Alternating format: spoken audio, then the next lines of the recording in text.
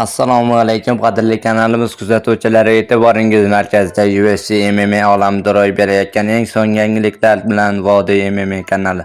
Qadrli do'stlar, hozir dasturimizda har doim direkt UFC MMA boks olamida ro'y berayotgan eng so'nggi yangiliklar to'g'risida batafsil gaplashamiz. Videoni boshlashdan oldin 2 soat vaqtimiz ketgan ushbu rolik uchun 3 soniya vaqtingizni ayamay videoga like bosishni hamda kanalimizga obuna bo'lishni unutmang. Biz esa bugungi dasturimizni boshladik. Ikki vazn toifasida UFC sobiq chempioni braziliyalik Alex Pereira navbatdagi jangi haqida gapirdi. Tez orada keyingi jangim haqida aniq ma'lumot bilan bo'lishamiz. Hozircha jangim sanasi aniq emas, lekin menda g'oya bor. Dam olishim uchun tanaffus oldim.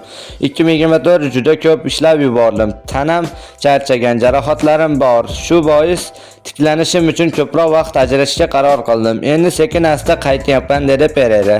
Eslatib o'tamiz, Alex mart oyining bo'lib o'tgan UFC 313 turniri markaziy jangida rossiyalik Magomedov Ankalayev ochkolar hisobiga mag'lub bo'lib, yarim o'rta vazn toifasida chempionlik kamaridan ayrilgan edi. Oktagon ligasida navbatdagi turnir anons qilindi. Ma'lumot bo'lishicha, 6-iyun kuni poytaxtimizning Humo Arena majmuasida MMA bo'yicha Oktagon 75 turniri tashkil etildi. Oqshomning markaziy jangi yarim o'rta vazn toifasining amaldagi chempioni qozog'istonlik Georgiy Kichigin hamda hamyurtimiz Shohson Mirzamuratov o'rtasida kechadi. Chempionlik jangi 5 raund mo'ljallangan. Aslida yakkakurash ustalari avvalroq 2 marotaba jang qilishi belgilangan, lekin har ikki safar ham bu janglar bekor bo'lgan. Ma'lumot uchun Mirzamuratov faoliyati davomida 19 ta jang o'tkazib, 15 ta g'alaba va 4 ta mag'lubiyat qayd etgan bo'lsa, Georgiy Kichigina hisobida 32 ta g'alaba va 10 ta mag'lubiyat bor.